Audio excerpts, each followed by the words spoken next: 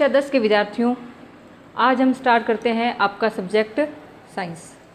Science का हमारा first chapter है रासायनिक अभिक्रियाएं एवं समीकरण। तो आपको थोड़ा सा 9th क्लास की तरफ एक बार ले जाते हैं। हमने 9th क्लास में स्टार्टिंग के 4 चैप्टर देखे थे और आपसे बहुत बार ये कहा भी था कि आपको बच्चों 1 से 30 तक तत्वों के नाम, उनके परमाणु क्रमांक, परमाणु भार, ये आपको याद होने चाहिए कि इस तत्व का नाम है, ये इसका प्रतीक है। उसी से आगे आपको मैंने रासायनिक सूत्र लिखने भी सिखाए थे। एक बहुत अच्छी कई बार टेबल बनवाई थी क्लास में कि आपके ये टेबल बनाना अगर आप सीख जाते हैं और अगर आप रासायनिक यौगिकों के नाम और सूत्र की पहचान कर पाते हैं, जैसे आपको मैंने कहा जिंक सल्फेट, अगर आप ZnSO4 सूत्र लिख रहे हैं इसका मतलब आपको 9th क्लास के चैप्टर समझ में आए हैं। और अगर आप ZnSO4 लिख रहे हैं तभी आप 10वीं क्लास के 5 चैप्टर आसानी से समझ भी सकते हैं और याद भी कर सकते हैं। तो अगर बच्चों उस टाइम आपने अगर मेरी बात पे ध्यान नहीं दिया हो और पढ़ना उचित भी नहीं समझा हो, आपके पास समय भी नहीं रहा हो, तो अब ये कोरोना महामारी का समय चल रहा है, आपको घर से बाहर जाना नहीं है, तो आप घर बैठकर अपनी 9th क्लास का साइंस का रजिस्टर उठाइए। उसमें ये टेबल जो आपको मैंने बनवाई है उस टेबल की पहले प्रैक्टिस या रिवीजन कीजिए, तभी आप ये आज का लेसन समझ पाएंगे। उसी के साथ आप उस टेबल को रीडिंग करके 1 से 30 तत्वों के नाम याद करके वो सूत्र बनाने की जो टेबल थी उसे समझ के, उसकी वीडियो भी है हमारे जो हमने पहले पढ़ाया था आपको, उस वीडियो को देखते हुए समझते हुए ये टेबल और रासायनिक यौगिकों के सूत्र याद कीजिए। उसके बाद जब आज की जो वीडियो है या जो आज मैं क्लास ले रही हूँ ये चैप्टर आप स्टडी कीजिए, तो उसमें आपको यौगिकों के सूत्र और नाम लिखने आने चाहिए। जैसे अगर आपसे पूछा जाए अमोनिया, तो आपको ये सूत्र पता हो कि अमोनिया क्या होता है, NH3। अगर हम जल की बात करें तो अब जल का सूत्र आपको पता ही होना चाहिए, H2O है। कार्बन डाइऑक्साइड क्या होती है, CO2। ऑक्सीजन क्या होती है, O2। ये दोनों हम क्यों जानते हैं और O2 की हमें बहुत अधिक आवश्यकता है कि ऑक्सीजन हम श्वसन क्रिया के दौरान ग्रहण करते हैं और कार्बन डाइऑक्साइड को हम फ्री करते हैं या बाहर छोड़ते हैं या मुक्त करते हैं। तो इस प्रकार मैं फिर भी आपको आज थोड़ा सा एक बार और यहाँ 1 से 30 तत्वों के बारे में हम चर्चा कर लेते हैं। मैं केवल तत्वों के यहाँ प्रतीक लिखूंगी, नाम बोलूँगी, प्रतीक यहाँ लिखूंगी, उसी सीक्वेंस में लिखूंगी जिस सीक्वेंस में ये 1 से 30 नंबरों के दौरान आ रहे हैं।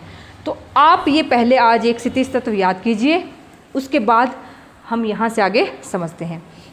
तो देखिए आवर्त सारणी का हमारा पहला तत्व सभी को याद होगा कि पहला तत्व है hydrogen, helium, lithium, beryllium, boron, carbon, nitrogen, oxygen, fluorine, neon.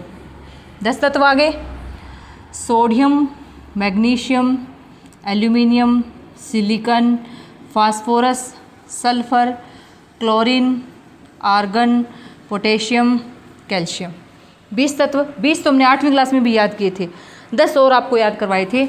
21 number पे आता है scandium, titanium, vanadium, chromium, manganese, iron, iron यानी Fe लोहा धातु है, आयरन आता है ये 26 नंबर पर, कोबाल्ट, निकिल, कॉपर और जिंक, ये है आपका 30 नंबर का तत्व। इसी के साथ आपको मैंने ये भी सिखाया था कि किसी भी तत्व को जब आप लिखते हैं तो यहाँ क्या लिखते हैं आप, तत्व का नाम। जैसे हमने लिखा क्रोमियम, या हमने लिखा यहाँ कार्बन, और यहाँ होता है तत्व का परमाणु क्रमांक 6 और यहाँ क्या लिखते हैं, परमाणु भार 12। इन तत्वों में धातु और अधातु और उपधातु तत्व हैं। धातु हमेशा क्या करती है, अधिक क्रियाशील प्रवृत्ति की होती है और आसानी से इलेक्ट्रॉन का त्याग करती है। और जब भी कोई तत्व इलेक्ट्रॉन का त्याग करता है क्या बनाता है, धनायन। और यदि कोई तत्व इलेक्ट्रॉन ग्रहण करता है तो क्या बनाता है, ऋणायन। धनायन और ऋणायन आयन बनने के बाद ही जब आयन आपस में मिश्रित होते हैं तो उनसे क्या बनता है, यौगिक। तो हम देखते हैं, जैसे हमने देखा था सोडियम क्या होता है, Na+, मैग्नीशियम क्या होता है, Mg+2, एल्यूमिनियम होता है Al+3। इसी प्रकार अगर हम बात करें ऋणायन की तो हमने देखा Cl- है, O-2 है, S-2 है। तो इन्हीं के रिस्पेक्ट में यौगिक बनाने अब आपको आते हैं। क्या बनाए थे हमने इनसे, इससे क्या बना था हमारा पहला यौगिक NaCl सोडियम क्लोराइड, दूसरा क्या बना है मैग्नीशियम ऑक्साइड, और तीसरा यौगिक क्या बनता है हमारा एल्यूमिनियम सल्फाइड।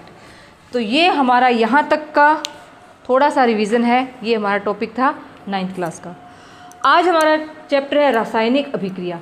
अब रासायनिक अभिक्रिया होनी है तो हमारे पास इन तत्वों में से हम यहाँ धातु या अधातु को लेंगे। जैसे हमने पहला लिया मैग्नीशियम की, अगर हम करवाते हैं ऑक्सीजन से क्रिया तो क्या बनता है मैग्नीशियम ऑक्साइड।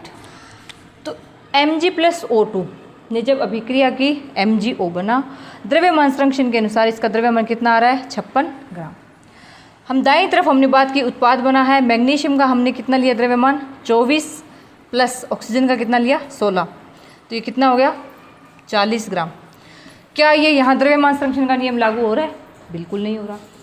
तो इसी समस्या का समाधान करने के लिए हमने 9th क्लास में कभी भी समीकरण को संतुलित करने पर ध्यान नहीं दिया, लेकिन 10वीं क्लास का जो हमारा पहला चैप्टर है उसका पहला टॉपिक ही क्या दिया गया है कि हमें जो भी हमारे पास रासायनिक समीकरण लिखी गई है इसे क्या करना होगा संतुलित, बैलेंस। संतुलित करने से अभिप्राय है कि बाएं भाग में जितने अभिकारक भाग ले रहे हैं, जितना द्रव्यमान है उतना ही कहाँ होना चाहिए दाएं भाग में, और ये तभी हो सकता है जब हमारी समीकरण क्या हो संतुलित। तो संतुलित करने के लिए सबसे पहले हम ये देखते हैं कि जो तत्व अधिक संख्या में दिया हुआ है पहले उसे संतुलित करने हैं। तो इनका तरीका क्या होगा, पहले आप इस तरह से एक टेबल बनाएंगे, ठीक है।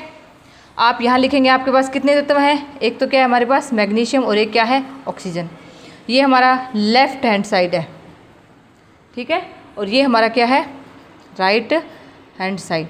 तो पहले हम केवल मैग्नीशियम इन दोनों में देखते हैं अधिक संख्या में कौन सा है ऑक्सीजन। तो सबसे पहले किसको संतुलित करते हैं ऑक्सीजन। लेफ्ट हैंड साइड में ऑक्सीजन कितनी है 2, राइट में कितनी है 1, तो यहाँ कितनी करनी पड़ेगी 1 है, इसे 2 करना है तो क्या करना पड़ेगा 2 से गुणा करोगे तो कितना आ गया 2। तो ये 2 करने के लिए आप इसे MgO2 नहीं लिख सकते, अलग से प्लस करके ऑक्सीजन नहीं जोड़ सकते, हम इसके आगे यहाँ क्या लगाएंगे 2,